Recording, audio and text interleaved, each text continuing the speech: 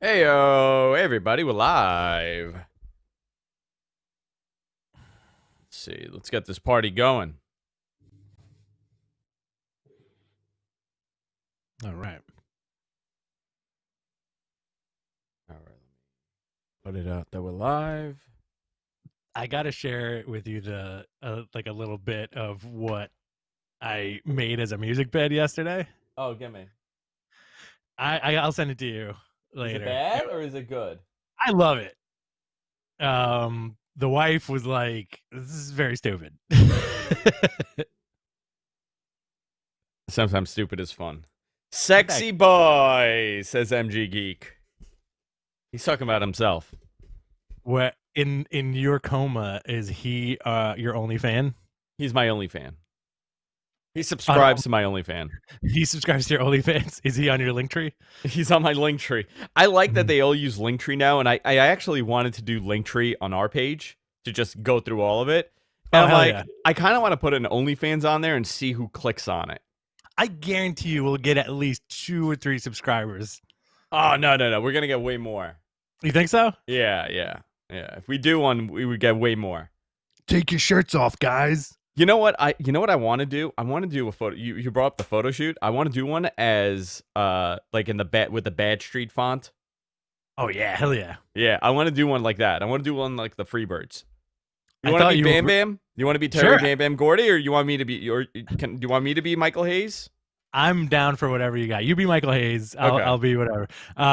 I thought you were gonna say let's do a photo shoot like that episode of Seinfeld where George leaves his boudoir shots at the photo bat. I would love to do boudoir photos with you, but I think what I want to do instead of having like the Confederate flag on the back, I want to just be the Armenian flag, just the Armenian flag. No. Can we do prom pictures? Oh yeah, I love prom pictures. I could be the girl in the prom. You be the boy, I'll be the girl.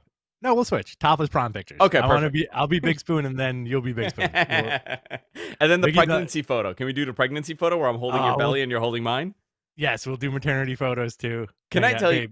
You're gonna have to be the photographer on this. It's yeah. Tell Vicky, please. It's just shaking her head no. Isn't that one of the most disturbing photos ever? The shirtless maternity photo. Shirtless maternity photos are never good, dude. I've never seen one that I've said that looks great. Yeah. It's weird. I think I've only done like maternity stuff is on my list of photo shoots that I really don't do. Like I've done I think one. I've done one, and my wife helped me out. And honestly, if she didn't help me out with it, I would have failed miserably. It's difficult because I think you need to kind of. It's gonna sound fucked up. I think you need to be a woman to understand that moment. I don't have a light touch when it comes to anything. You don't do weddings. Yeah. Neither do I. Do you? No. You don't do weddings at all. But have you ever done? You've done weddings before. I've done. I love doing civil unions. I like doing 75-person like small gatherings. But anything that involves like waking up at 5 a.m. to go and meet the bride and groom at dawn. Yeah. Not for this guy, bud. Okay. Have you ever done the sexy wedding photos? No. Okay. Did you know what that is, right? Photos? No. Yeah. I find them extremely. There's nothing sexy about sexy wedding photos, and they're disturbing to me. No. Like, like the thong, the blue thong is showing because you got to wear something blue while she's pulling the dress up, or like the garter is showing. I'm like, you know what? It's the wedding day.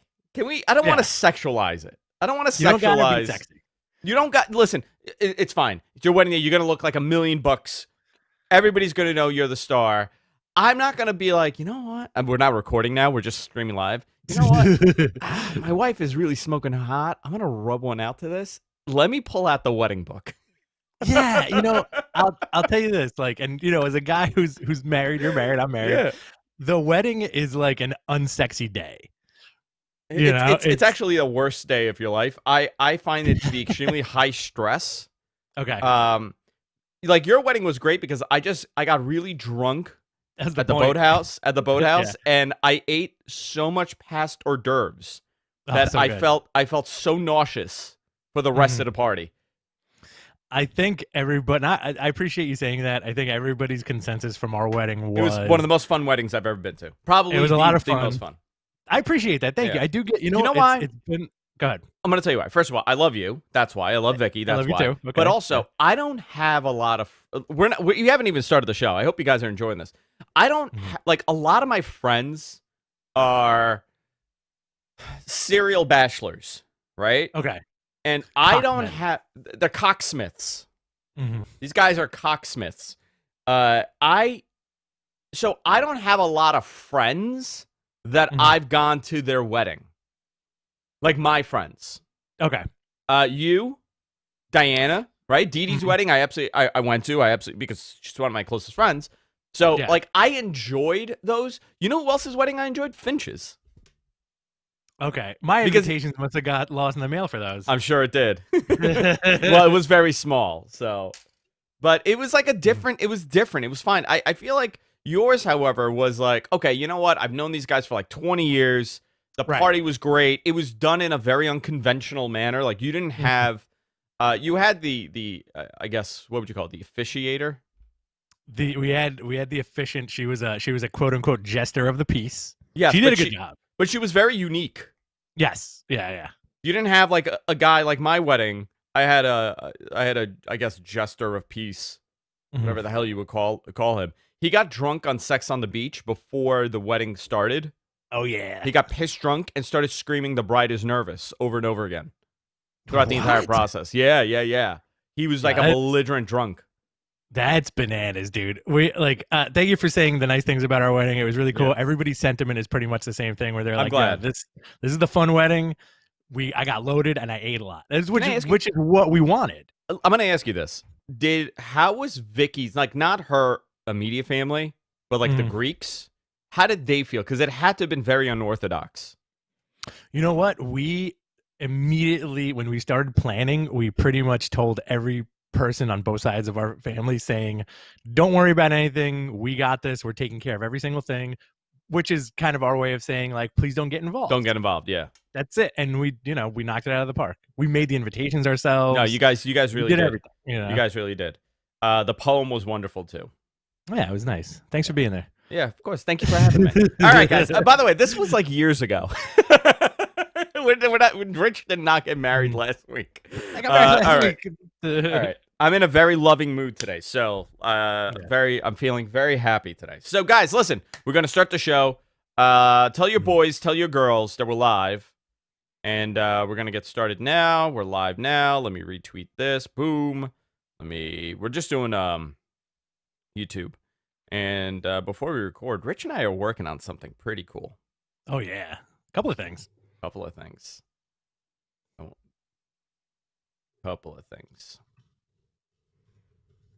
have more information in the coming days, obviously. All right. You got the notes? MG Geek made the notes for today. I got the notes. We're just missing SmackDown from it. Oh, he just added SmackDown. Okay. He just wrote SmackDown is a show. SmackDown is a show.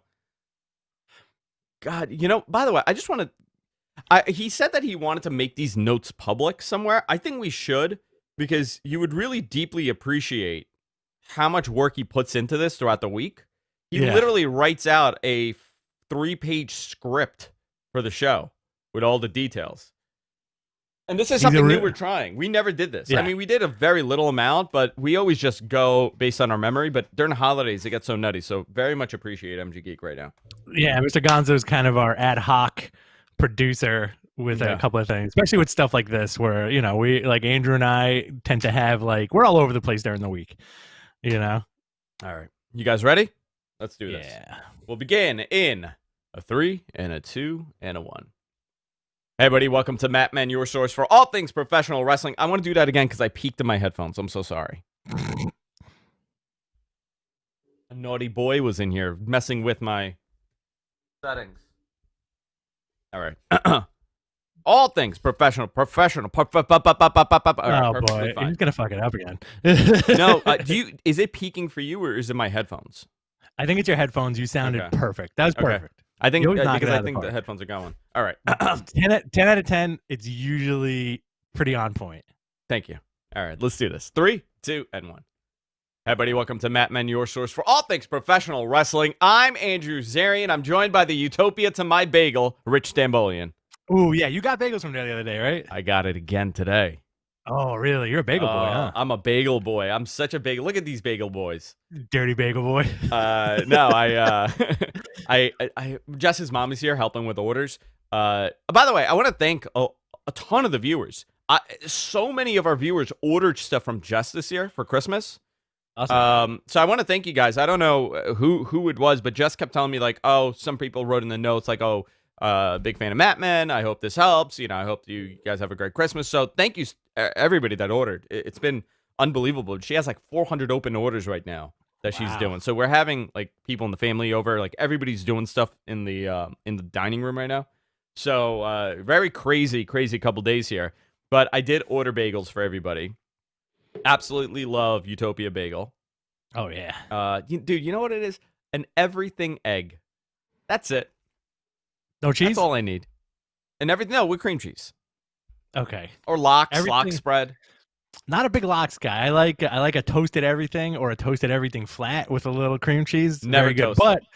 But here's the thing, like we had a group chat about bagels and we all agreed that bagels outside of New York kind of taste like garbage. It's true. And the thing about a New York bagel is you get a pint of cream cheese on top of your bagel. Yes. If you go to like a real bagel place. Yeah. Jersey has good bagels too. All right. North Jersey, very good bagels. I think the Bronx has really good bagels people don't know about. True. I think Queens has the best. Long Island, certain places in Long Island have good bagels. Listen, love bagels. And we're not talking about your Thomas's bagels. We're not talking about the ones that you buy in a pack. No, freshly baked. It's an old Jewish man with a rabbi next to him blessing these bagels and handing it to you one by one. Those are the bagels that I like. You want a freshly baked bagel from a place that opens at 4 a.m. so they can get bagels out by 7. Yep, that's it. Guys, a lot of professional wrestling this week. We're doing the show on a Saturday. So I finally this week put in a lot of effort and I spoke to my contacts at WWE and at USA this week. So I have a lot of news regarding these low ratings, these all-time Raw ratings of 1.53 million with a 0.42 rating in 18 to 48. They lost to AEW in that key demo. And about 2 days ago, everybody's losing their minds, and these reports are coming out that USA is furious with WWE. USA sent them a very angry message. The conversations have not been positive, and that they're asking for more dark and violent content. I could tell you, this entire report is nonsense. Okay. The wording is such a exaggeration of the actual conversation that it's not even accurate anymore. Like sometimes you say like, well, you know, you play that game where, what is it? Telephone, telegram, wrestler, right? Where by the time it gets out there and the news starts picking it up, it's a very different story. I could tell you, this story is nowhere near what they're saying. Right. So I want to start off with that because this will go into Monday Night Raw and everything happening in wrestling. Last week, AEW, the last 2 weeks, AEW had tremendous ratings. This week, they kind of went back down to where they were in the 800s, which is fine because it was an in-between show, and they did the smart thing here, and they're not creating Crash TV and hot-shotting all these angles. They did it for 2 weeks, and now they're taking a week off, and then they'll continue again, right? That's how it should be. When you look at traditional TV tapings, out of the 4, right? And Rich, we were talking about this with NXT. Out of the 4 NXT shows that they would film, 2 of them would be great. The other 2 would be filler.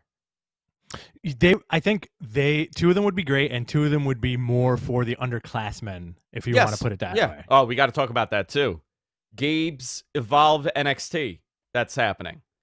Oh, we have to talk about that because Gabe now is getting his own NXT show, which we'll talk about. But to continue with this USA story, because this kind of goes into like,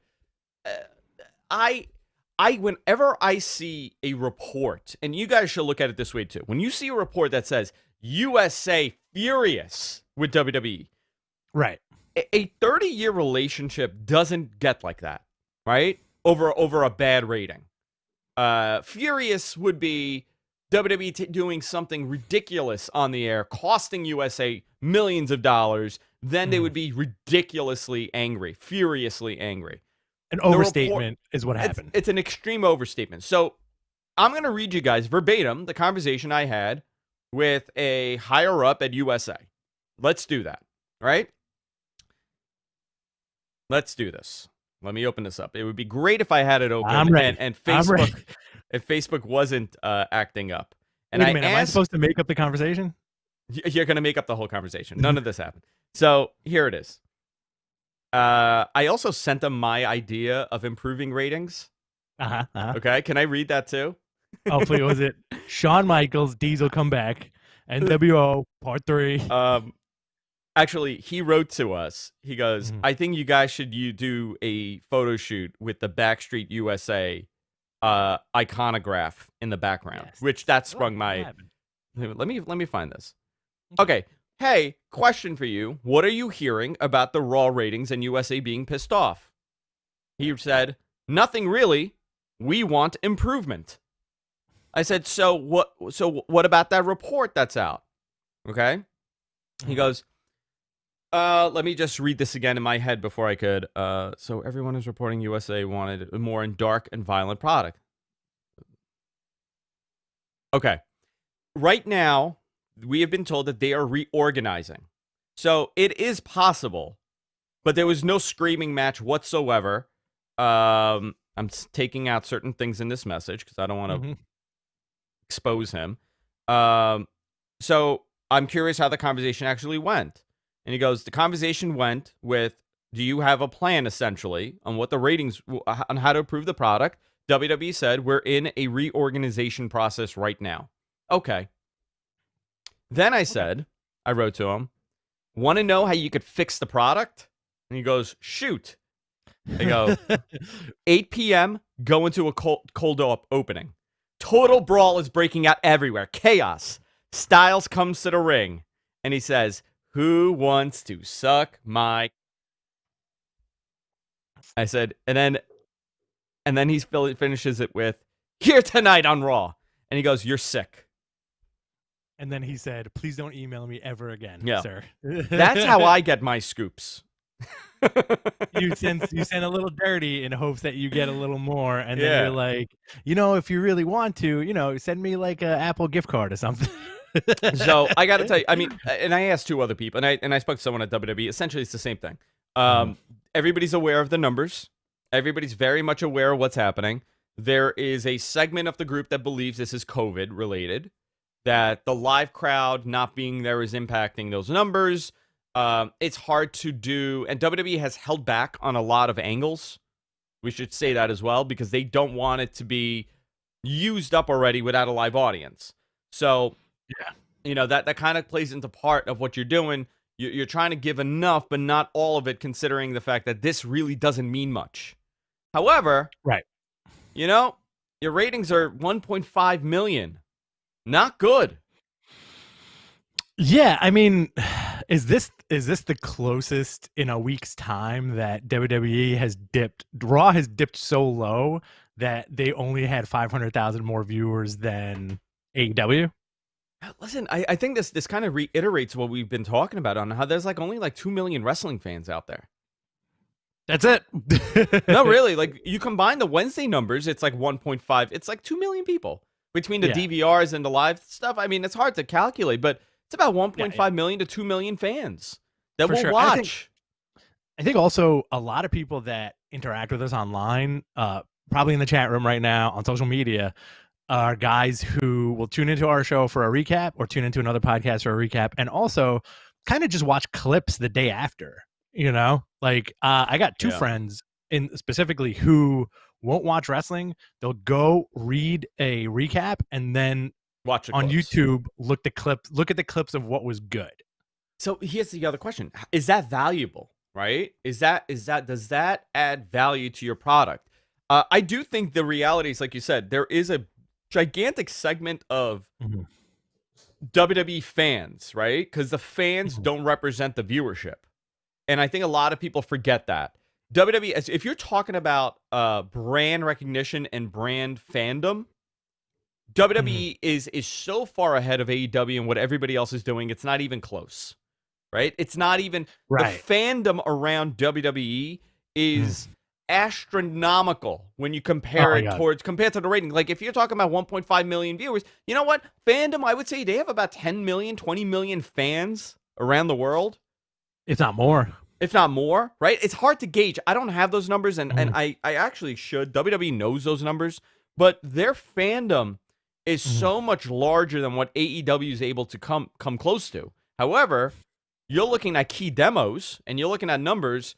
WWE needs to, and I think WWE's not losing to AEW, okay? Right. Right. They're losing to themselves. This is the Exactly. problem that they have. It's not that AEW's picking up on their mistakes. It's that AEW's doing a different product. And while WWE is getting a little stale. We haven't seen this like attack war happen, and I don't think we're going to see it. I think we're in a different phase here when it comes to media consumption. But you look at WWE's YouTube numbers, astronomical.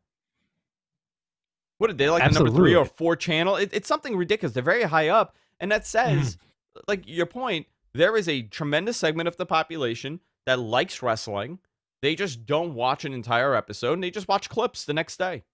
Consumable media is something that WWE is also very, very good at. And they made that transition full force a few years ago. And I remember vividly talking about that on the show with you, where we were both kind of like, what's up with all the stuff that they're just like putting online, you know? And they did it with Vine, remember? Oh yeah, they were. No, was it theirs or was it Vine? It was Vine and the Tout. Superstars. Tout. Yeah, sorry. Yeah.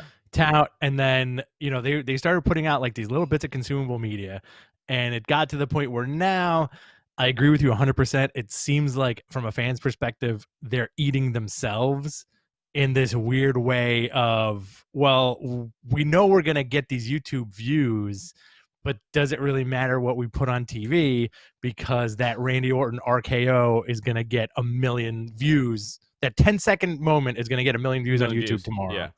Yeah, I think that's a good point. The other thing was WWE had stopped pumping out. They tried this experiment for a little bit, where like let's say it's a pay-per-view or it's a live event. They would pump out everything that's happening like 30 seconds behind it happening. Right. And they pulled back on that tremendously because they realize it's quite possibly hurting their product, but it does also give you the best of the best. Right? Like if you're watching a Carmella Sasha Banks match that's not good, WWE's website and WWE's social media is going to put out the best, that one spot that's going to make you say, oh, you know what? I want to check this out. Exactly. Or like what they used to do with SmackDown when SmackDown was recorded on a Tuesday night back in the day, where they would redo certain parts of matches just so it's TV ready. Yeah. I mean, that's something that they've always done. So there's a lot going on here. Do you want to run down Raw really quickly? Anything big? Yeah, it looks like Lana got pulled from TLC after her injury angle. I actually, to be honest with you, I do kind of like the Lana stuff of her going against Nia Jax and Shayna Baszler. Yeah, I think that's pretty. It's not terrible. No, it's not terrible. It's fine. It's very status quo. You're beginning to see cracks in the Hurt business, with Cedric kind of over celebrating, even though he was like he's like the weak link of the team. Too soon, man. Too soon. Yeah, it's too much too soon. And I guess like the Orton and Bray Wyatt stuff is fine, but we've been there before. And the Drew AJ stuff, I really wish they put more of an emphasis on. So let's go back to the Orton. So there's a pay-per-view this weekend. What? There's TLC, which we'll be doing. I mean, are you going to be available to do a watch along, or? I'll probably be on the phone. Okay, that's okay. Yeah, let's do that. I'll be here doing a watch along tomorrow night. But there's a major thing that we're overlooking with the Orton and Bray match. It's a freaking Inferno match. Right. It's a Firefly Inferno match. What does that mean? Who the hell knows? But I asked about this, okay? First of all, the build-up for an Inferno match, one of the worst that I've seen, right? That's a big gimmick match. Right. And that's one of those special gimmick matches that you never see. It's a rarity, okay? So when I asked my friend over there, that's may or may not right for them, he said, you know what He goes, you know what the effing problem is here? I go, what? Mhm. He goes, these kids think they're playing No Mercy. These kids. Yeah, he's a little older. He goes, these Who? kids think that they're playing No Mercy. Which And kids? the writers. Okay. The random kids that Vince has in the background, just hanging out in the back. It could mean the writers, the writers, the producers, are agents, right? He's talking about the writers. And their mindset is like a video game. And they generally believe that in order for this to be an interesting product, because we know it's not real, it needs to resemble the games a little bit more. That's why these gimmicks and the high stakes, you have if you notice over the last year, there's a tremendous amount of these gimmicks that are added to these matches, stipulations that are added. And that's because they are thinking, in order to attract that younger demo, we have to give them what they're used to, and that's the video game aspect of wrestling. Okay. Because back to our point, we made this point before. The video game boom of the late 90s and early 2000s for wrestling games was the reason why the Attitude Era became, and the Monday Night War became such a tremendous thing, because the video game was the introduction for a lot of these kids. They went to a cousin's house, and what are they playing? WCW versus the World, WCW Revenge, No Mercy. And you're like, oh crap, the wrestling is pretty cool. It's a lot of fun thinking about those games too. I remember even after that, like when I was in college, like in the early 2000s, like at the radio station, college radio, we would have a TV hooked up with a PlayStation and we would just play SmackDown, like in between classes. And then even people who were like, what are you guys playing? They'd go home and watch wrestling. So it was kind of like a weird time. I agree with you 100%, where it's like this kind of trickled down and brought people to the product. Whereas I don't think that's the case anymore. No, but wrestling video games. No, but you know what though? But those writers now are are us. I wish. Right? No, but listen, I wouldn't. I would not want that job at all. But they're us now. They are in their early 30s, late 30s, 20. They're anywhere from 27 to like 40. And what is the wrestling that they grew up on? It's the same wrestling we grew up on. And these guys, by the way, most of these writers are not full. They're not in the know with wrestling. They're writers that they got hired. Right. So when they think about what they know of wrestling, what are they going to think of? A Rock Bottom, a Stone Cold Stunner, and the games, DX, and the video games. That's it. Yeah, that's a fascinating point. I feel like we can do a whole side episode on Patreon, wink wink, about wrestling video games and their oddball influence on everything. So, but the same guy said that there's one person that was on the writing team that his big thing was he just wanted Steve Blackman he wanted Steve Blackman involved in something because that was his favorite character to play in the video game. Oh my God. And all he would do was talk about Steve Blackman, and he was not ashamed of it. He would be like, no, we need Blackman back. He's the best. He's the best. Blackman's the best. Because that's what he played as like an 8-year-old. That's hysterical. I think I don't want to see how the sausage is made as far as that regard. I don't want to know that there's one writer in WWE right now who's just like really chomping at the bit to bring back Steve Blackman as the savior of the ratings. So TLC's this Sunday. Did you see the poster? I did, yeah. The poster is Roman Reigns, just a very relaxed pose with a tornado behind him. Which I think is hysterical. I'm not knocking the poster; it's a good-looking poster, but I'm kind of questioning. Like, it looks like a fan took a picture of Roman Reigns at an airport, and they photoshopped that picture with a tornado behind him and all the destruction. I usually look forward to the TLCs. I feel like they have a decent history in the last couple of years. Do you want to quickly go down that card? Let's do it. Yeah. Okay. New Day. Kofi and Xavier versus the Hurt Business for the Raw Tag Team titles. I think Hurt Business is going to take them. Oh, you think they're winning the titles? I think so. Okay. What about you? Yeah, I could go with that. I do think. Well, I don't know. I like the Hurt Business, but do they need a title right now? I think so. Okay. I think this is their time, and it helps. You know what? Like, I don't know if you agree with me here, but I personally feel like New Day is untouchable. They are at that point of their career where they're untouchable. So if they lose those belts, it's not going to matter. They're the New Day. They're gonna get him back. They're gonna go to SmackDown and get him back. Okay. They're gonna go to NXT and get those belts. You know what? Let's put it on the Hurt Business. I'm cool with this. Okay. Sasha versus Carmella. I'm going with Carmella, even though Sasha did a tornado DDT on Boba Fett yesterday. She did do a tornado DDT on Boba Fett. I saw that. I'm going to go with Sasha. I'm going to say Sasha retains. I'm going Carmella. I think they invested a lot. What's the gimmick in this? Is it just a regular match or is there a gimmick? Singles match? No gimmick. It's a singles match. I'm going to go with Carmella because I feel like they've tried this weird, sexy woman angle with so many people in the last few years, and it's actually sticking to Carmella. You're liking this? I love this version of Carmella. I think she's trashy. I'm all about it. Love it. Okay. Roman with Paul Heyman versus Kevin Owens. I'm looking forward to this. So here's the thing with this, right? Obviously, it looks like we're getting Goldberg and Roman at Royal Rumble. Right. So Roman's going to win this, right? He's going to retain. How he retains, how he wins, I don't know. But, and again, nobody's told me what the finish is. I'm just saying by what I'm thinking. So, do you do a squash match with Roman and Goldberg? I'm going to drop that knowledge like I did last week on last week's show. Kevin Owens wins. Goldberg once again spears him, takes the title, and then you have Goldberg losing to Roman at the Royal Rumble. Because here's a question: When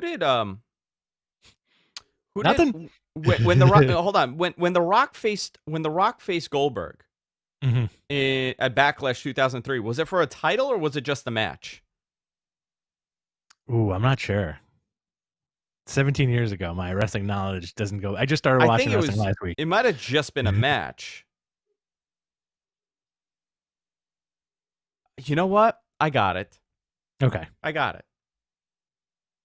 It's going to be a squash, right? This is how I would book it. Roman spears the shit out of Goldberg, catches him off guard, like what happened with Brock, pins him, beats him. And he says, You know what? My cousin, it took him 16 minutes to beat you. I did it in 16 seconds. I'm the chief. I'm the chief. I'm the man. I'm telling you, man, I think they're going with KO winning this Sunday, Goldberg taking it from KO again, and setting up the Mania match. And then setting up Roman taking that belt back at Rumble from Goldberg. Because Goldberg is good. Goldberg is good for 5 minutes, right? Dude, he's great to draw. I think people don't realize this. He's a big draw for that company. And absolutely, he's not a great worker, but you know what? The fucking spitting and the snoring, that crap, it works. It's ridiculous, but it works. And I know that's not the answer people want to hear. Like, our audience doesn't like that answer. I get it. If I never saw another Bill Goldberg match, I'd be okay. But these occasional moments, I could get behind it. I could take myself out of the cynical mindset and be like, you know what? This is pretty cool, Bill Goldberg. Sure. I mean, yes, I agree with you 100%. It is kind of cool to see Goldberg. I feel like he's being more utilized, again, as stunt casting and as a weird tool that WWE can, like, kind of prop up every so often. And also, when you think about it, what other legends are left that can function at, like, a high level like Goldberg kind of has been doing in the last couple of years? You know, it's interesting because even that small generation after Goldberg, right? Those guys, they're not in the best shape. Like, you're talking, like, if you go into, like, let's go into, like, mid to late 2000s. Most of those guys are still working, but the ones that are not, that were big draws, like, what does RVD mean now? I was literally thinking the same thing. And also, it's unfortunate that people saw that picture of him on the movie set and everybody's like, oh, he's old. And thought that was him, like, now. RVD, I think, can still go, but he was a draw to a certain demographic, right? Not like an overall guy like Goldberg. Like, you have legends name me some legends that can still go, like, right now, that you think can still go. From what era? from that era, from like that Edge. attitude era. Okay. Like, okay, Edge, great. Okay. Edge, Jarrett. I mean, I'm just saying, like, who's available? It would probably be Edge is the only one. I can't think of anybody else that I would say, wow, that could still go and be put in a program. Like, put in a program, not a hot shot match. I would say it's really just Edge. Obviously you could bring back Cena, but I don't know if you consider him in that era. But really, there's nobody left. Everybody's in their late 40s, early 50s now. Cena would be a conversation for 10 years from now. I Cena at 52. Cena at 52, I think, will still look like $1 million. Cena at 52 is gonna, he's still gonna look great. But here we go. Yeah. You ready? And Bob Hazelwood brought this in, and this is something I wanted to discuss on Thursday when we were planning on doing the show. CM Punk, man. That is really the only name out there that I would say would, because this would go into like shifting the momentum, you know? Okay. CM Punk would be the only one right now that is a free agent that is available that could show up on WWE TV and cause a change. Well, cause a big change. This, yes, we talked about this last week, and you were pretty firm in what you were saying about how if he's going to come back, it's going to be for Vince. I would say, based on what happened with his AEW talks, right? Because there's a lot to that story that nobody's ever saying. If you read the Observer from last week, he kind of Dave made a point saying, a lot of it had to do with the fact that CM Punk did not want to be associated to a dead promotion. Overall, in the industry, a lot of people thought this would not be successful as it is today, right? The success that they've had over the last year, it blew everybody's expectations, including mine. I was one that said if they do over 500,000 viewers, I would be stunned. When they first started, and they did a blockbuster number. I forgot what it was, but it was the initial rating. I think MG could find it. It was astronomical compared to what the expectations were. But CM Punk, and along with everybody else, knows the market better than all of us, and he did not want to get behind a dud. And I think the way he carried it wasn't an easy conversation to have with him. But I think AEW is willing to let that go. And I think he would maybe want that as well to talk again. But the reality is, you know what? At the end of the day, he left that company, but he loves Vince. These guys, it's this bizarre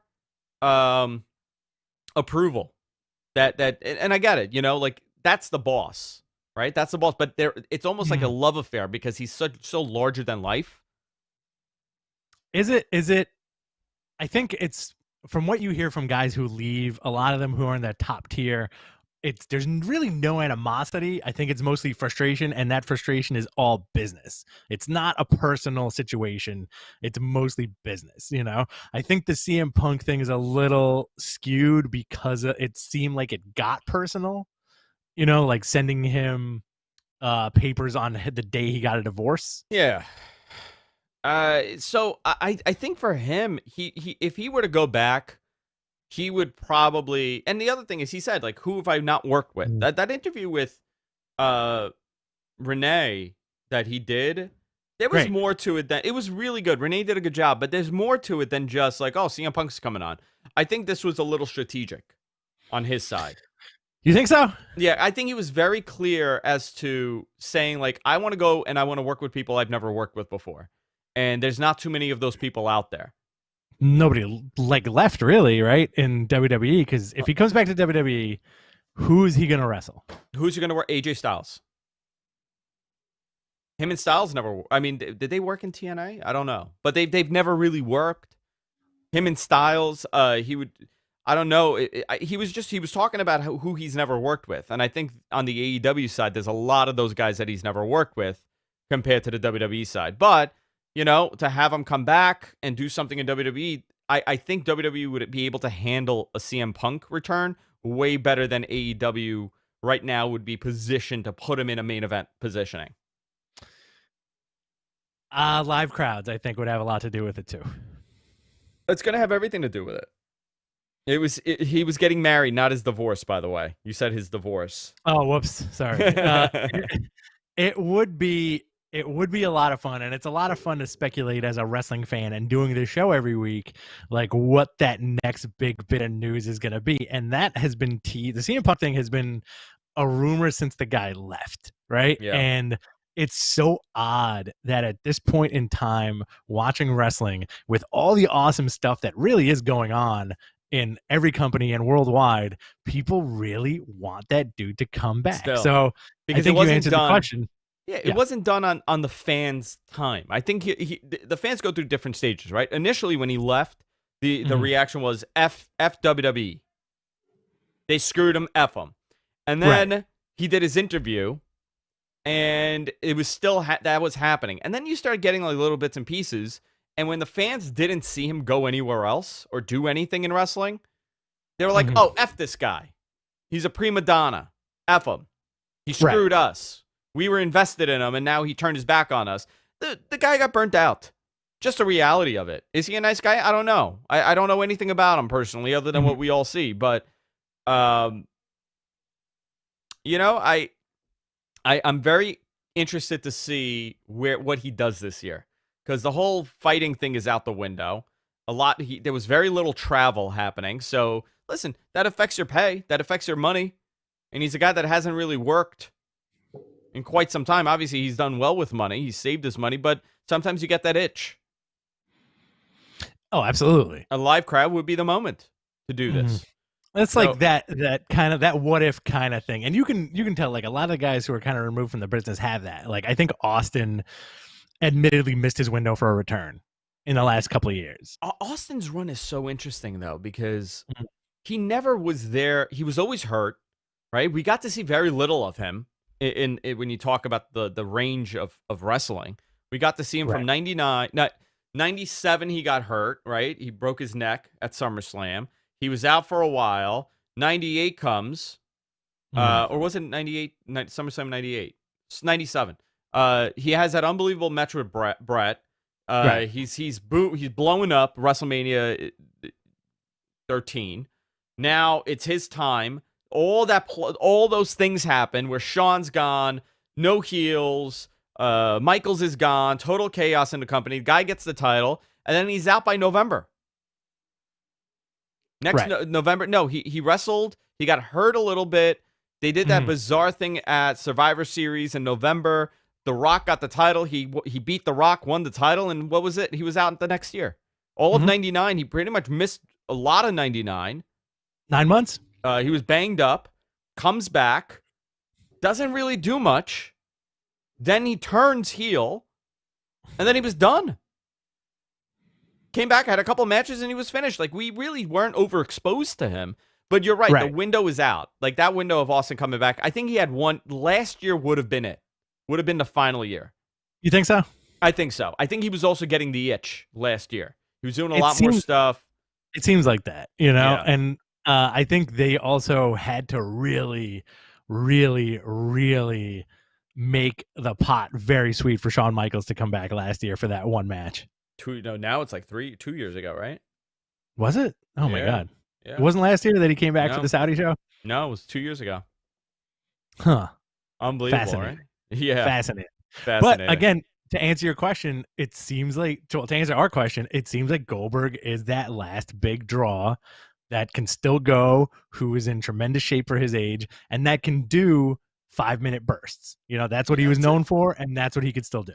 That's all you need to do with him. When we talk about, you know, the old guys coming back, we got to kind of change the philosophy of this, because throughout wrestling, you watch the 70s and you watch the 60s and even the 80s, the old guys were always there. The 90s was that era that Vince decided sometime in 1991 that everybody over the age of 40 is old. You know, this is a new concept. The ageist stuff that Vince has always done, I think, is very fascinating, because I remember very vividly as a kid being like, oh, Macho Man, Macho Man, Macho Man. And then like, what happened? Like, why is he on commentary? Why did he leave? You know? Yeah. And then when you get older, you're kind of like, yo, he was not that old to begin with. Hogan was No. not that old, you know? Flair And- winning the title that year, 1992, at Rumble, he was 42 years old. Right? He was My 42 God. in 92. Let's do the math. Was he? Ric Flair. My grandmother used to call him Rick Mickard. I don't know why. 49. He's born 49. Right? 1949.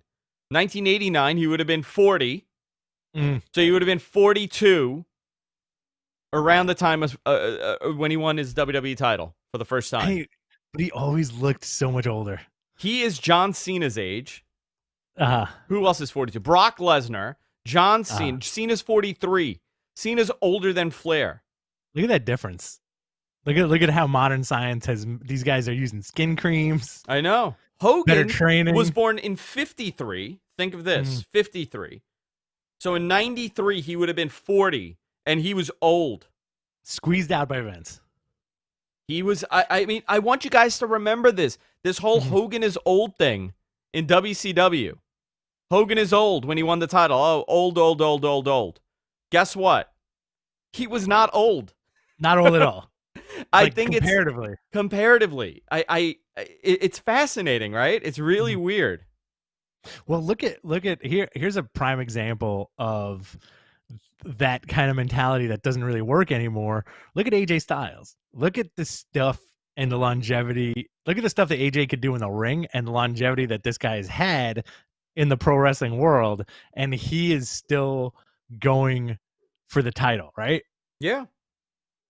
Now, is he going to take it? Who knows? But I think Vince maybe had to take a step back from that, like, oh, he's over 40 thing, and really give it like a good hard look, you know?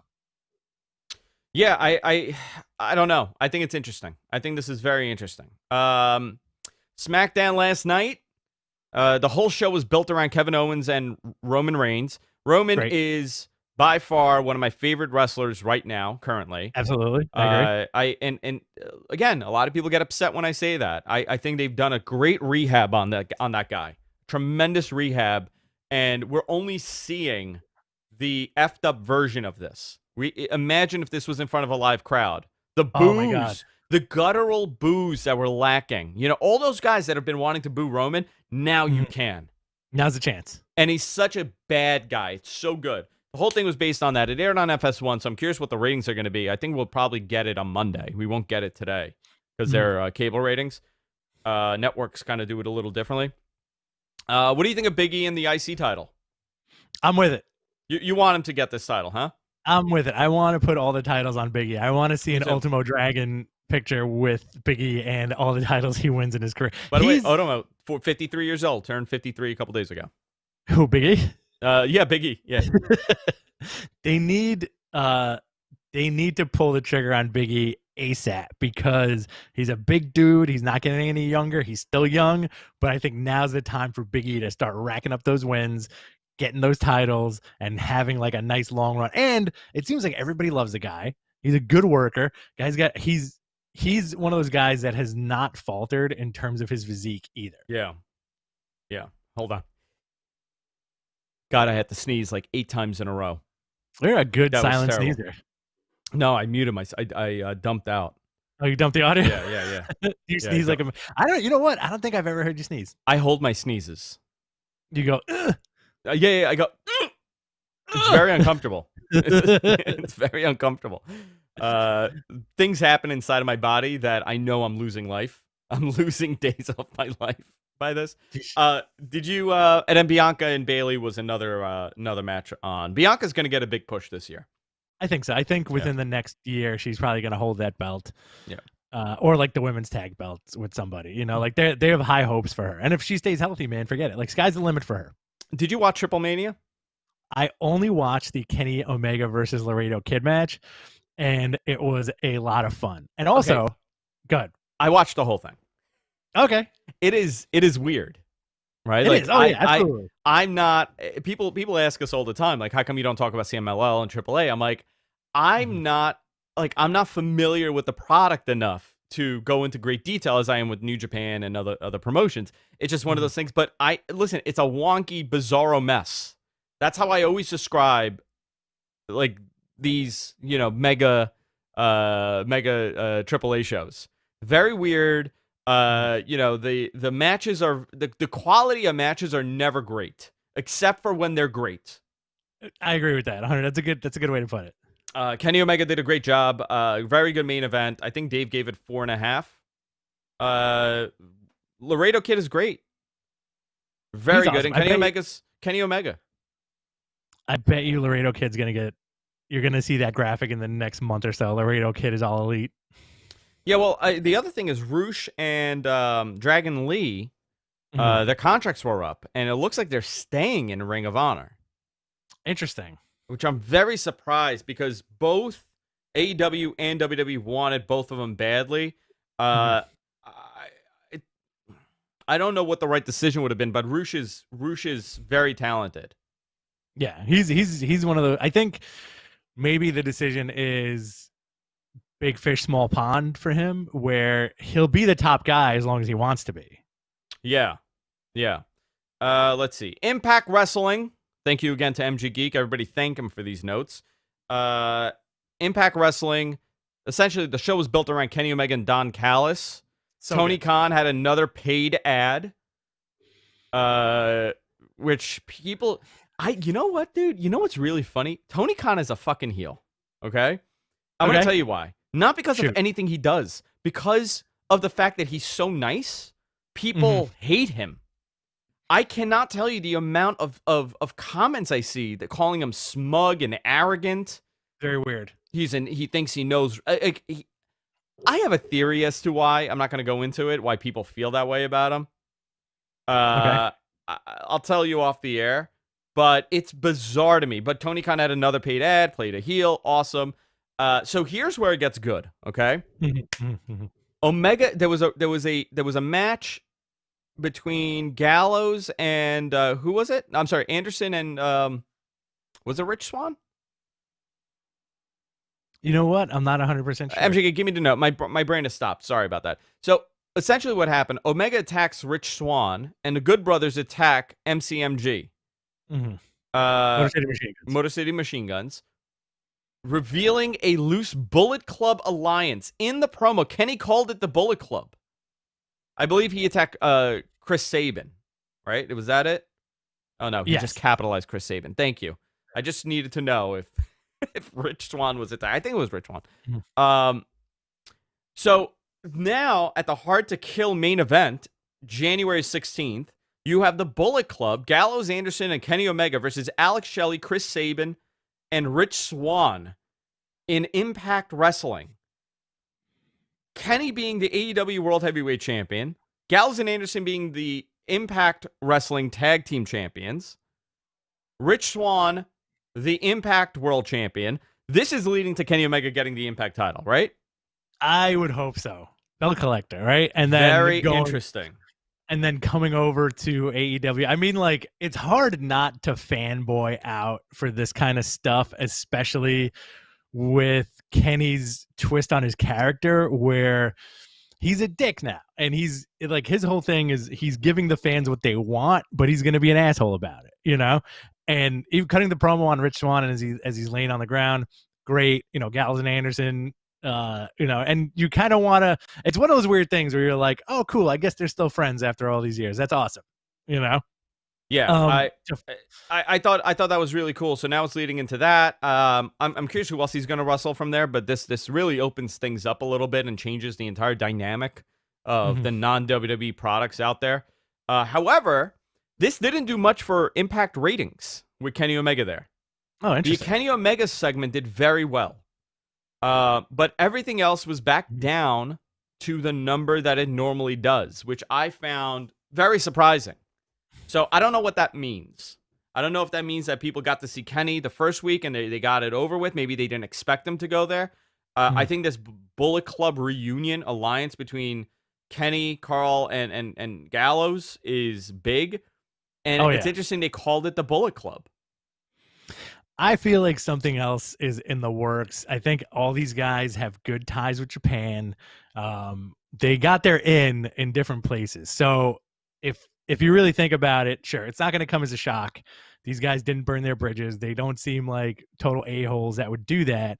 And also, there's a great interview with Don Callis and Kenny on yesterday's Talk is Jericho. It's a very good semi in character podcast where they talk about his showing up on Impact, being the AEW champion, and basically pulling the trigger and becoming the best bout machine. Again, like a real good heel asshole interview, you know? Yeah. Yeah. So that's that. So let's talk about AEW, Rich. Want to go into That's it? that. Sure. You had like a weird kind of like AEW was a stack show. It was a lot of fun. You had Private Party and Matt Hardy versus the Dark Order and Adam Page. It's interesting to see where this stuff is going because Matt's Matt a Hardy heel now? Matt's a heel now, I guess. We put a little question mark or asterisk next to that, right?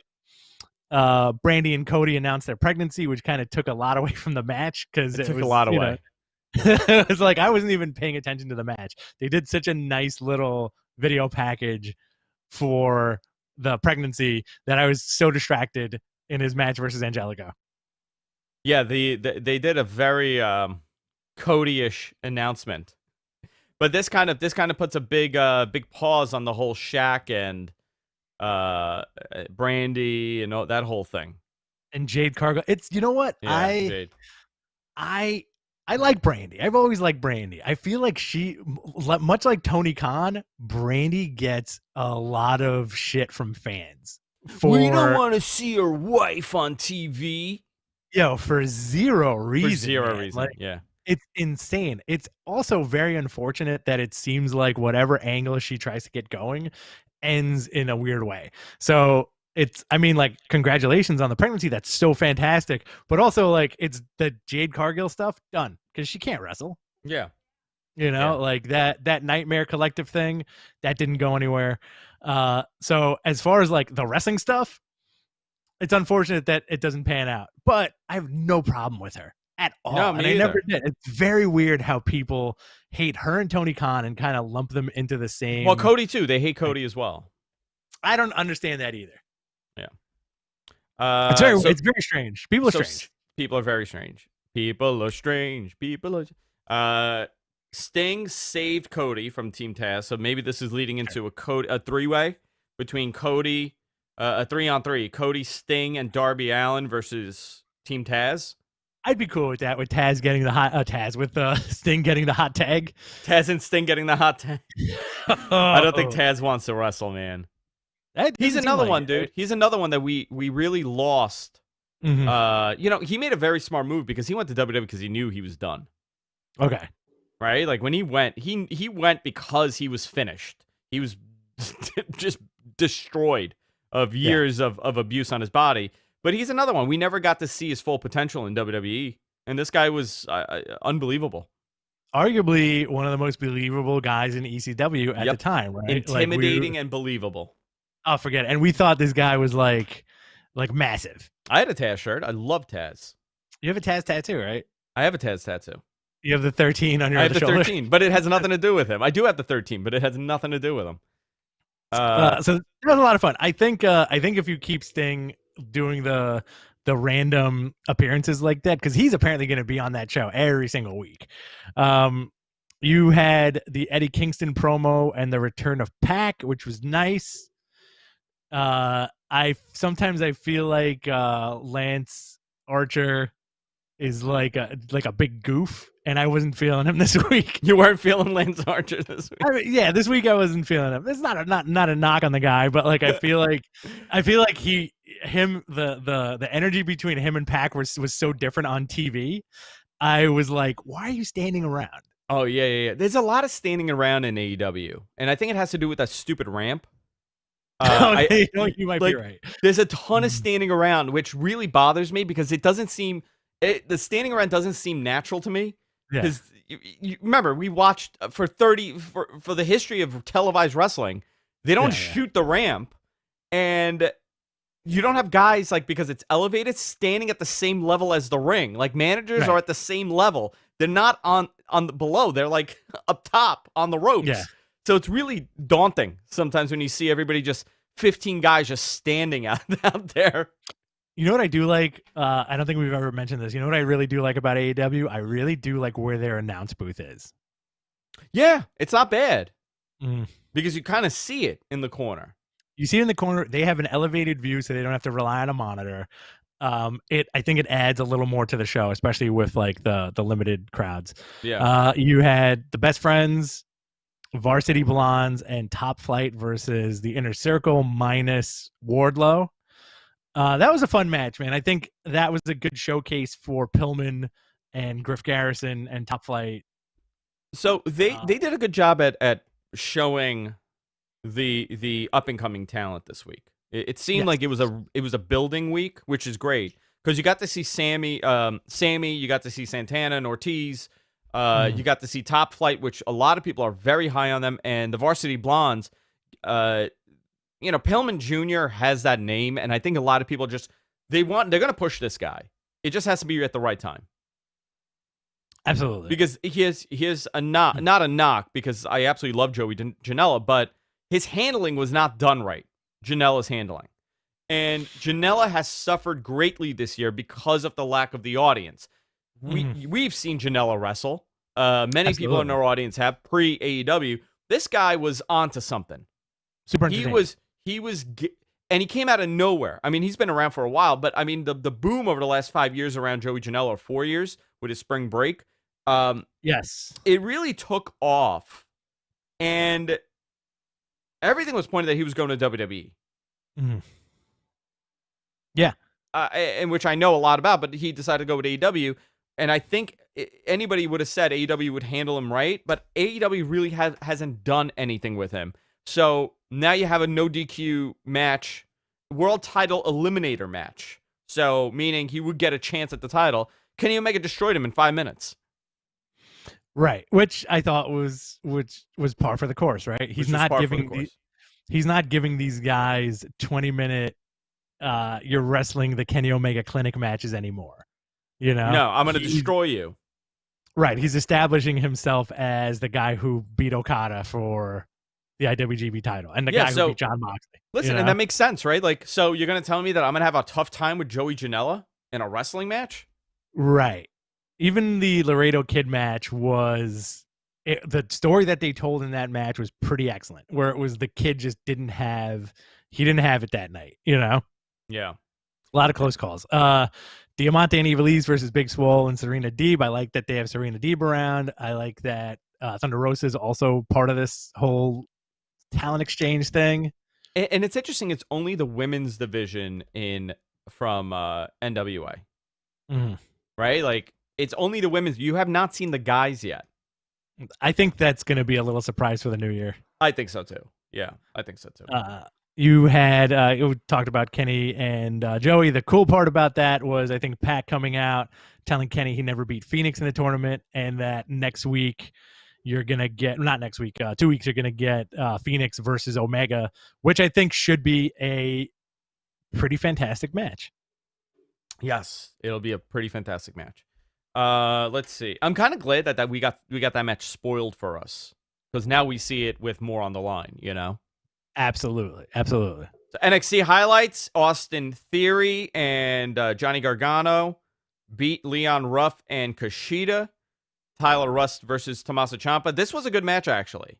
Yeah. Ciampa won, but Rust really came off great. And what was his name on the Indies? Malcolm Bivens. Shane Strickland. Shane Strickland. Strickland came out, and pretty much now he represents him, right? What did you think of that match? I thought it was really good. I thought Rust looked great. I thought NXT put on a solid show. That match really was good. I think dude, I feel like if you want to talk match of the night, it's another match on the card.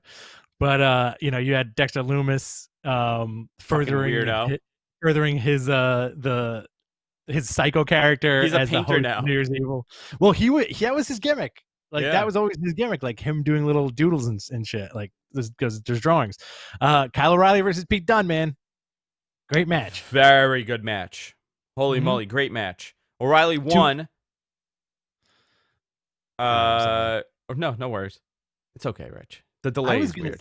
I was gonna say the Kyle O'Reilly Pete Dunne match reminded me of your late 90s WWE mid card, where Yeah. you're like, oh, you know, these guys, like in 2 years, these guys are going to be on top of the game. Yeah. No, I thought it was an excellent match. The match went long too, which I like. Mm. O'Reilly wins a great takeover quality match. Now we've set up Balor versus O'Reilly for the main event at New Year's Evil. So now there's a couple moving parts here. I thought this was a really good show.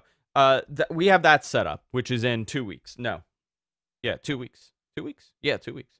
The Zia Lee segment is terrifying. Where are they?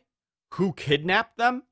Right. Is someone, or do the authorities know this is going on? Who's sending these tapes?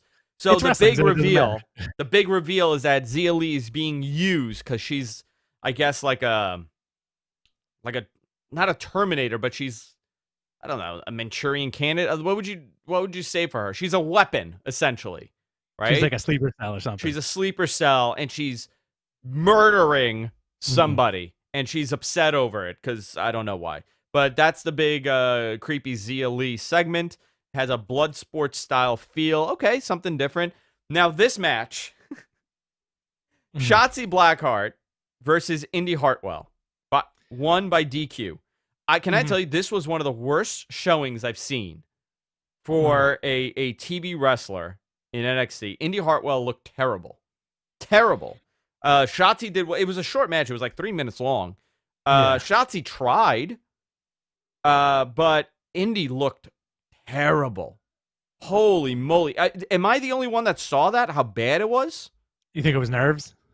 I don't know, man. I like, she's green, she's new, but not like that. Like, she looked not Shane Strickland. That's Swerve Scott. I'm talking about Stokely Hathaway. Stokely Hathaway. Yeah. Both wrestled and Evolved, so easy to mistaken. It's the S's. So Indy looked terrible in that match.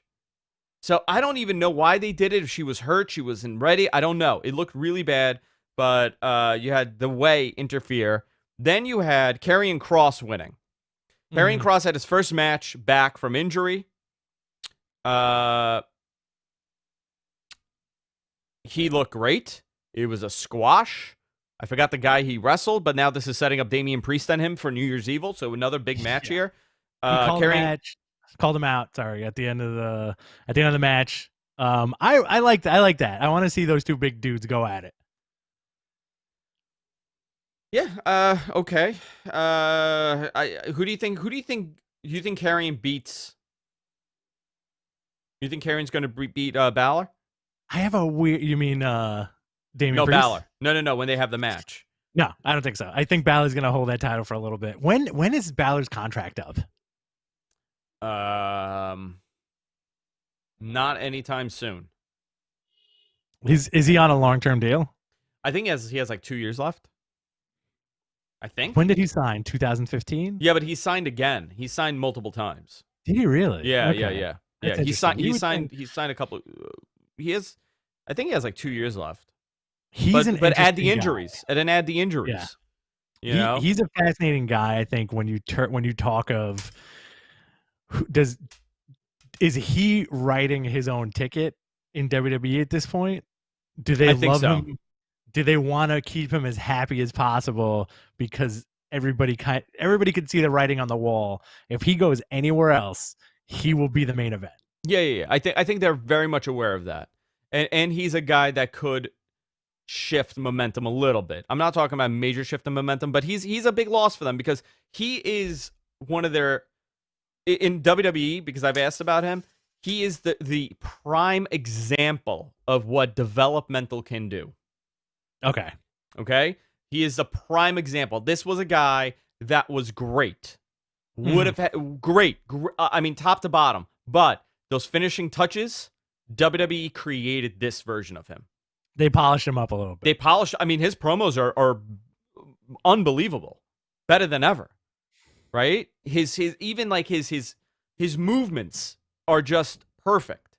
You want to talk about a guy that went into developmental and came out a rock star? He's the prime example of that. And that class, they cherish those guys in that class.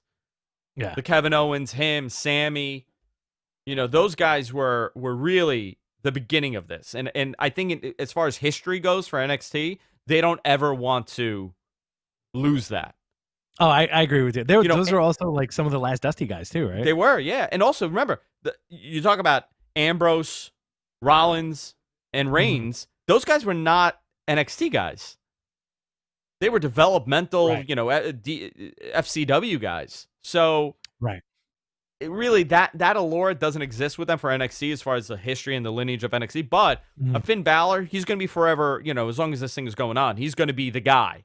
In 20 years, he's going to be the one that's immortalized as far as NXT goes.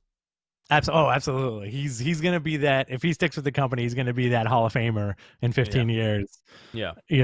So let's you want to go into some news? Let's do some news, baby. And then, guys, we're going to do our Q&A as well. So get your questions ready for the Q&A. Some of the miscellaneous news topics here. Again, thank you to MG Geek for this. Vince's big man mandate. So a little bit more information came out about this. He doesn't like how they work. He thinks the big men don't work like big men. They work like everybody else, and that's a problem. You know what? I kind of could agree with him on this. If you're the big guy, you should work like the big guy. Kevin Owens is a good example of a big dude that doesn't work like a big dude, right? Absolutely. Okay. Keith Lee is even a bigger dude, but he works the same style as Kevin Owens. It's that PWG style. Yeah, which I appreciate, but I get what they mean. Now, sending them down to the performance center, we're not.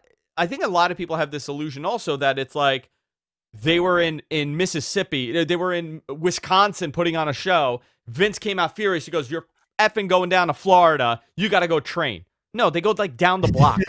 Right. You know what I mean? Like they got a 45-minute drive, and they're going to go over certain things on what he likes. Right. So that's that. We discussed the UFC wanting more adult content from WWE. It's not true. We went over this early in the show. It was more of they want to change, and WWE said that they're in a transition period and they're working on it. And USA said, okay, there's no big issue, but there are people that are getting a little nervous on the WWE side because they feel that they are in a box when it comes to what they can do at this moment. Right. Well, I mean, that's what it always seems like whenever you hear a former writer or like a former producer talk in an interview. It seems like they very much spin in circles and are waiting to get direction that who knows. You're waiting to get some direction that is maybe something that they can grab onto, right? Yeah. Matt Riddle, new contract offer, $400,000 a year plus a downside guarantee plus merch and blah blah blah blah blah blah blah, and then $50,000 for each Saudi show, so that's another $100,000 a year. So his downside is looking at about a $500,000 downside guarantee. He'll probably make about almost $1 million if things go well this year. Bro. You know what? I'm gonna tell you something. You're Matt Riddle. You got your family, you got your kids. You dealt with all the craziness of the independents. You came from UFC. You're making $750,000 a year, working in Florida once a week. You know what? I'll be a joke. I'll do this another 3 years. Fuck it. Yeah, heal up. Not take as much punishment as you normally would. I do think he could have been a changer for them. Yes. Vince apparently finds the stoner gimmick hysterical. He thinks it's very unique. He's never watched Fast Times at Ridgemont High, apparently. Of course not. So I think and that's how they see him. That's what he is right now. So is it ideal? No, but whatever's good for him and his family, that's the direction he should go. So this is the interesting. Yeah, this is the interesting part. We kind of touched on this before, and I want to get your opinion on this. Sure. A while back, we were talking about NXT adding a second show. The second show would have been more for the guys you don't see on TV every week, to give them some TV time, more of a traditional NXT concept. and it was going to be called NXT Underground. That was a working name. They ended up using that for Raw Underground and doing their pit fighting nonsense. Gabe Sapolsky of Evolve, of ECW, right? Where else has he been? Yeah, ECW and Evolve. Yeah. Gabe is in charge of this show. This is essentially, that's what they're calling it, NXT Evolve. That's like the nickname for it. But this is going to be similar to what Evolve was. It's going to be showcasing a lot of these guys that you don't see too often, and maybe having like an Austin Theory be the main event.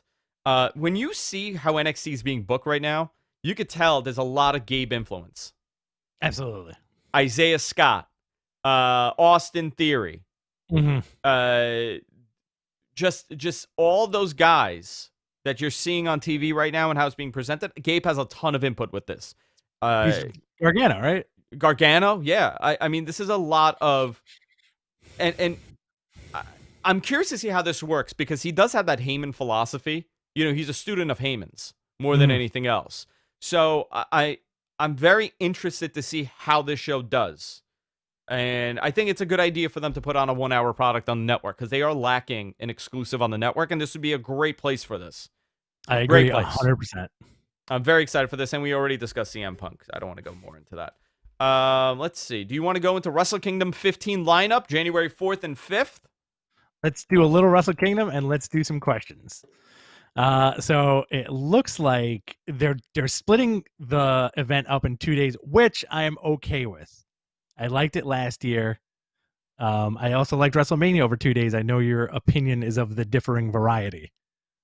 Yeah, I feel like when you're adding more, when you're adding this much, you're going to sacrifice something somewhere. So is it worth putting on, you know, an extra 3 matches or an extra 4 matches and diluting the product? All right. I don't know. I could see your perspective, but it worked. I think it worked very well last year for New Japan. And plus, you're getting folks at the Tokyo Dome. You know, I think it's going to be at what, like 40% capacity?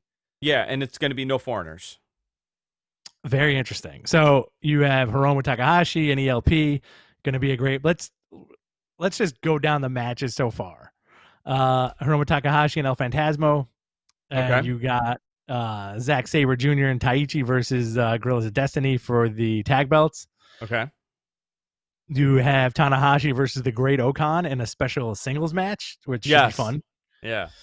Okada versus Will Ospreay. Very interesting that Okada is not at the top of the card. Very interesting. Naito versus Night 1. Naito versus Kota Ibushi for the heavyweight and IC belt. Yeah, so this is the first night world title match. Right. This is I don't know. I would say Ibushi wins. I would say Ibushi wins too and drops it to Jay White the next day. I would say the same thing. Okay, and then the next day you have Ishimori versus the winner of ELP and Takahashi for the Junior Heavyweight Championship. You have Shingo versus Jeff Cobb for the Never, which I'm looking forward to that. I think that's going to be a very hard-hitting match. Yeah. Sonata versus Evil, that's going to be another hard-hitting match. I feel like that might end up being match of the night. That could be match of the night, actually. And Jay White versus the winner of Kota and Naito. Like we said, I think Ibushi's going to win night 1. He's going to hold the titles for a day and then drop them right back to Jay White. By the way, no Moxley announced. Unfortunate, huh? Yeah, so no U.S. title. I don't know. There's still some time to figure something out. Also, are we going to see the Bullet Club show up? Absolutely. I think what happens. Cool shit. What happens if the following day at New Year's Rush, Omega and the Club show up and just start ripping everybody apart? Holy moly! Can you imagine that? I'd love it. Listen, like I think it's always Bullet Club season as a fan from way back when. I think it's fun. It's still a lot of fun. You want to do some questions? Let's do some Q&As. Guys, submit them in the chat room. We will do our best to answer as much. Sorry, I wasn't looking at the chat today. I was busy with the notes. All right, let's start with Alex's question. When does Triple H retire from in-ring action? Has it already happened? If not, who should be his last match? I think he said that he's content with not wrestling again, but he never took it out. I see him having a couple more matches. Um, you know, his.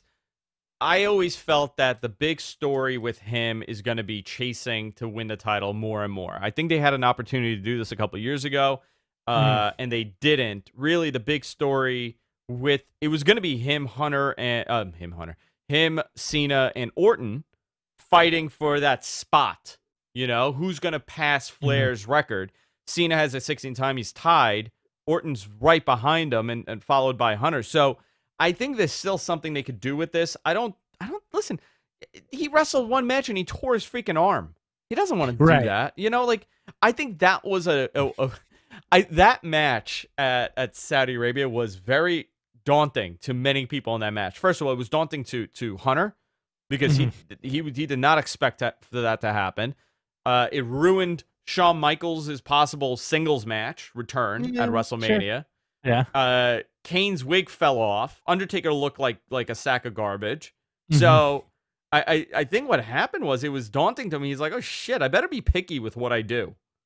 I agree with that. I think as far as who would retire Triple H, you would want somebody that's not going to hurt him in the ring, and you would want somebody that is big. So if I was going to pick one final match, it would either be Triple H Rock, which will probably never happen, or Triple H John Cena. Has to be a big match. Yeah, has to be a big match. Yeah, I think I'm going to go with Cena just because of the history and also, like, why not, right? Yeah. Both guys don't want to get banged up, and I think that's a good fit for both of them. Let's see here. What do you think? This is from Crown Wolf. Do you think we'll get a Survivor Series style pay-per-view with Impact and AEW? I think that'd be awesome. But you want that in front of a crowd. So here's the problem, right? That would have to be in front of a crowd, right? Yeah. Okay, so it would have to be in front of a large crowd, and that crowd is going to be all AEW fans. So sure. I don't know who's the heel, who's the face. I think if you present it in a way, this could be a blockbuster mega show. I would say yes. I would say that should happen. Should it be a pay-per-view? Should it be a special on BR Live? You know, by the way, that's another thing that I'm very shocked we haven't gotten is more of those BR Live specials. That's something that I think about that we haven't gotten a lot of, and I'm curious as to why. Because that was originally a plan that they would have their 4 big pay-per-views and they would have like 2 BR Live specials. Okay. And I don't know what's going to happen now with this. We'll see 2021, man. I think a lot of reboots are coming. This is going to be a very it's going to be a very interesting year. Very, very interesting year. Another question here. At which point I'm sorry. Which men and women should be number 1 and number 2 in the Royal Rumble? Should be 1 and 2? Yeah. Edge going in at number 1. Ooh, okay. For the women, I have no idea. Sasha? Oh, that's a good one. I think Edge and Riddle 1 and 2. Okay. For the women, the women's tough. Charlotte she's gonna replicate her dad's run. Oh yeah, have her. Yeah, but he went in at what, 3? Okay, let's say Charlotte at number 1 and at number 2 Bianca Belair. Who was that? He was what, number 2 or number 3 in that Rumble? He was number 2. Bulldog was number 1. Yeah, I think he was number 2. We have to do our annual watch along for that for sure. Absolutely. Shit. Okay, sorry. I'm thinking. You know who's gonna? It was number 3. Flair was. Thank you, Alex. I remember. See, I'm telling you, 1991, 92. I remember everything. Okay. I remember everything from that year. I know, it's very interesting. It is interesting. What I do see happening, however, is that instead of Edge and Riddle, we're gonna get Ziggler and Miz. Or like Miz and Morrison. Okay, Miz and Morrison. Cool. All right. I anticipate Dolph Ziggler's going to ruin somebody's reveal. Okay, all right. I'll agree with that. Shin's got a question. Yeah, Shin. Do Corbin and Bailey win the Rumble next month? Those are his sweeties. Those are Anything's his sweeties. possible. Corbin could win the Rumble. Yeah, he loves them. Where is Jonathan asks, where the hell is Lars? Great question. He's off TV. They're trying to figure out what to do with him again. Listen, I think this experiment failed. Mm-hmm. Right? Like, I sometimes you just have to pull it. I know they've invested a lot of time and effort in this guy. I know. But there's no turning back. I don't think they could rehab that guy. I agree. Wasn't the report this week saying that two monster heels on one show is too much? So they're trying to figure out what to do with Lars. Like, you're not going to take Roman off TV. Yeah, but it's a different type of heel. Like, they're not even like, I would say 2 months. Like, I think Braun, I think having Braun and Lars on the same thing, doing the same thing, is too much. I don't compare him to other people. Listen, look, you want to hear me sneeze? You ready? Yeah, I'm ready. Ooh, that's hard, man. I feel bad for your guts right now. That hurts so much. I hate sneezing. Is your chest okay? No, I'm fine. Thank you. My eyes are not, though. My eyes kind of come out a little bit, and I got to push it back in. Like a cartoon wolf. Yeah. Corey asks, are you surprised AEW has not been on HBO Max?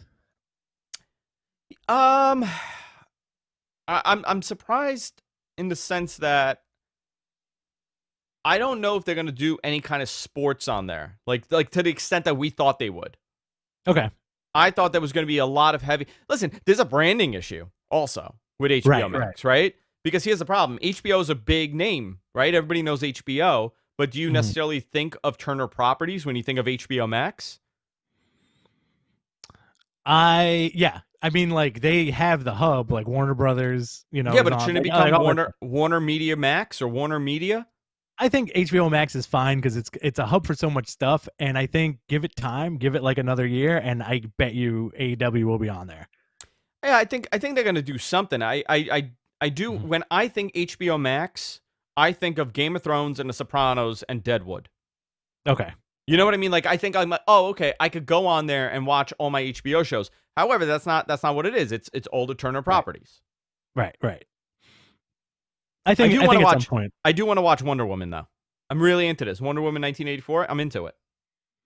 Oh yeah, it's Christmas Day, man. Okay, am I crazy for liking it? Because all I'm seeing right now is people crapping on it. I think that listen, I love that 80s thing that's in right now, and I think it's going to be a different spin to see like Wonder Woman in 84, and not now. I agree 100%. I think people don't know what they like anymore online. I think people just like the poo stuff. It's the pile-on mentality, you know, like it's the snarky fanboy who doesn't like something, and then everybody's like, yeah, I don't like it either. It stinks. And then nobody watches it, yet everybody says it stinks. You know? Well, here's the thing. Like, I don't. It could stink. It really can. But I like the concept. It's a unique twist. It's a unique concept for a superhero film.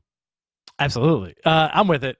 Okay, it's gonna be fun. That's gonna be my Christmas Day. My wife is gonna make some kind of beef stew, and we're gonna watch Wonder Woman. You know what I would want them to do? What? I get my comic book talk. I loved the Communist Superman animation. I absolutely loved it. I thought it was done really well. I would like to see that as a live action. Me too. I think a lot of those animated the Red DC Sun shows. Yeah, Red Sun. I think a lot of those animated DC shows would do well just straight translated to live action. First of all, it's PG-13, right? For people who don't know, Red Sun is a what-if scenario. If instead of Superman landing in the middle of North America, you know, in a barn in Kansas, instead of landing there, he lands in farm country in Russia. During was it pre-World War II? Pre-World War II. Yeah, so he lands pre-World War II and essentially becomes a machine for the Soviets. and the Americans are doing everything to counter that. And Lex Luthor is the president of the United States. So you see both of them get older and see the path that they take. I absolutely love it. And he also kills Stalin. So that's an awesome part too.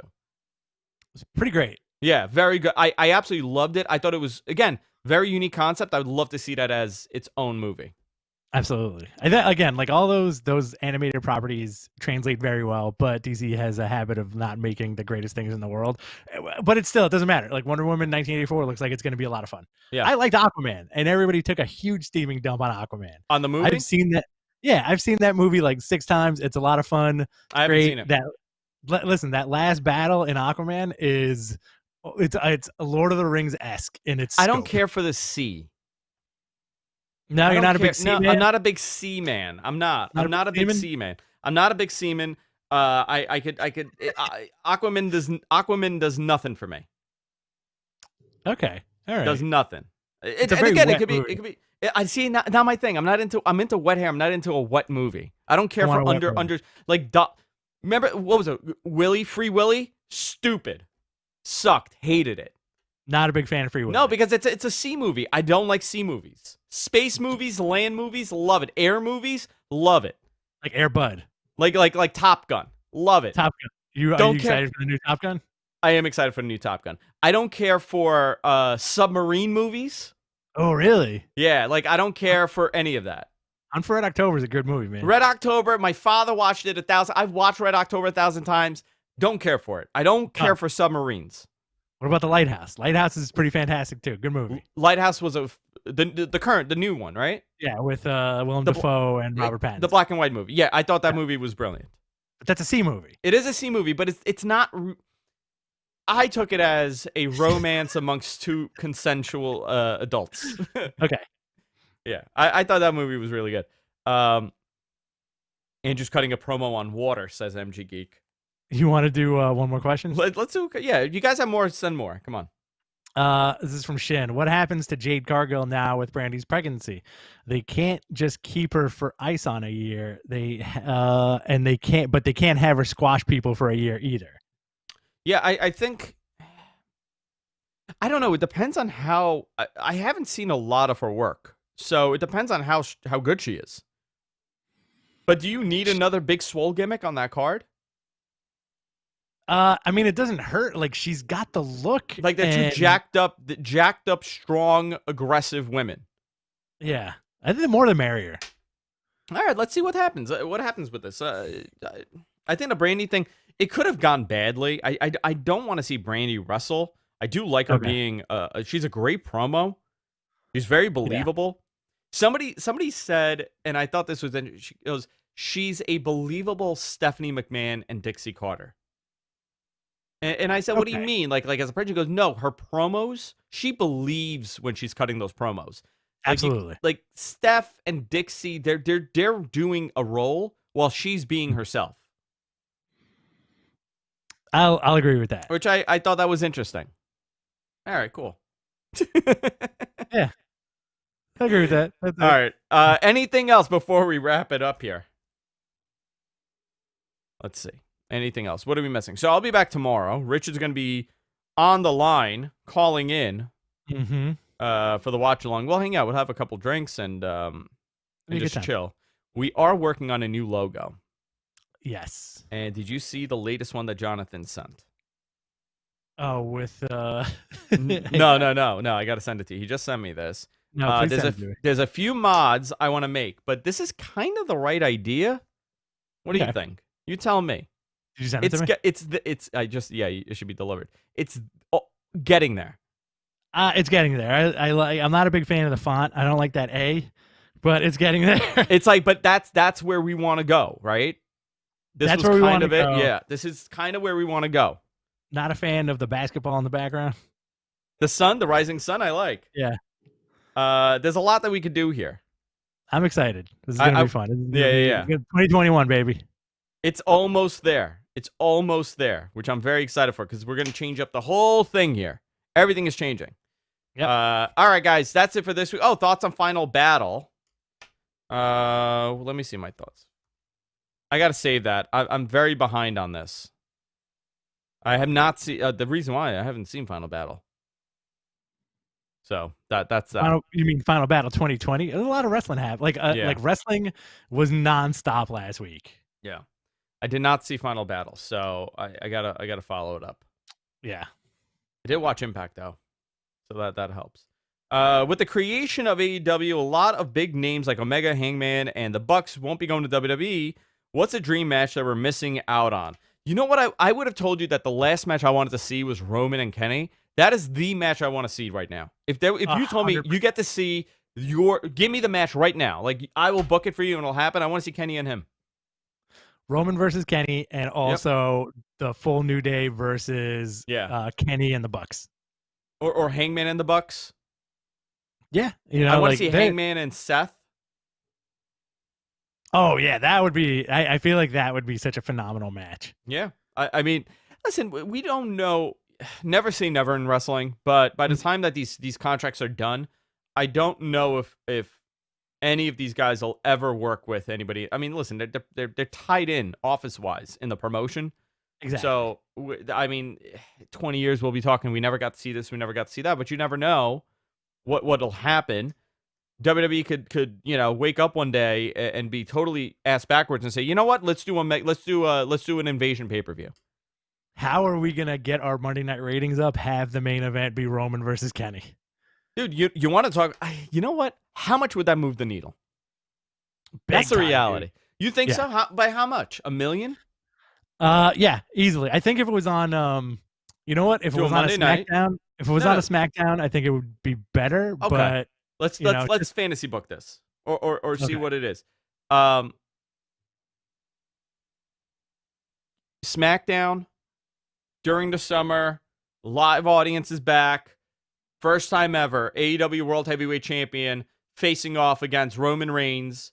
The match obviously is going to end in some bizarro finish DQ that will team them up at one point for a pay-per-view match. 100%. Right? And then leading into a split and then a winner-take-all pay-per-view. So but you know what I'm looking forward to? Don Callis and Paul Heyman going back and forth.